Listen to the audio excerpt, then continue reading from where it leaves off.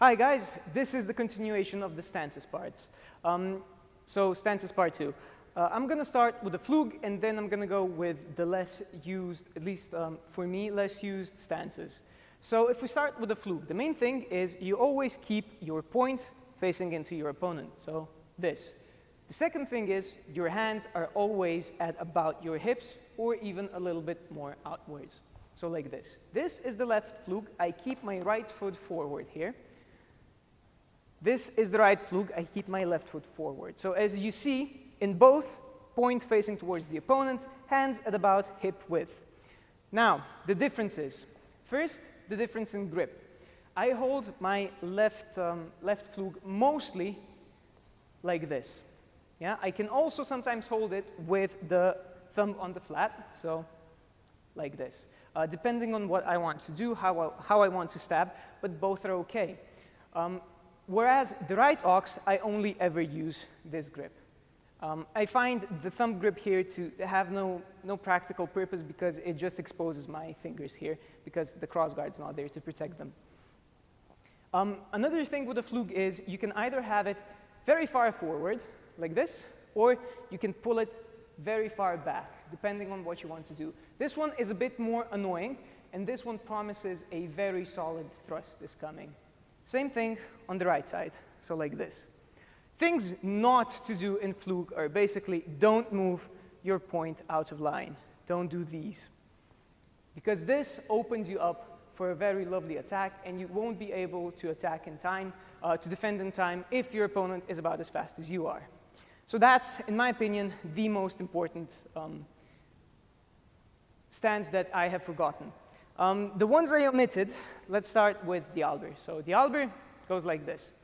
Point facing downwards. It's basically if I do a simple attack from above, this is the end point. The Alber is a great guard for keeping opponents at bay. So I can always threaten them with a point, so with a nice thrust from below. I can always defend myself very nicely with the Hangenoords.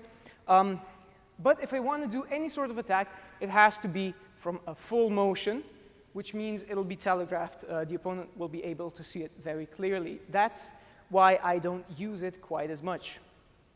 The other guard is the Wixler. The Wixler is basically a transitory guard, so whenever I finish my attack, I end up in the Wixler. However, it leaves me very much exposed in this area. Yes, I can go and try to defend with Hangenoord, but I tend not to use it too much in sparring. I haven't seen it used in sparring at all, to be honest, except as a changing guard. The one I do actually use, even though the manuscripts don't mention it as much, is the Eisenfort, which is this. So it's basically like Alber, only my point is slightly further back. Now the difference isn't that great. However, this allows me to defend very quickly, and I can do these strikes a little bit more comfortably than from the Alber, which means they'll be a little bit faster, a little bit more dangerous. So I use this one instead of the Alber. And I already mentioned the Schrankhut. The last stance that I sometimes see used is the Schlüssel. So here, I basically, from a Langwort, I completely twist here until my blade is resting on my hand. My crossguard is behind my elbow. And this hand is basically here just for support. So this is it. From here, I again, similar to Eisenfort, I can very quickly defend to either side. I can also very nicely stab.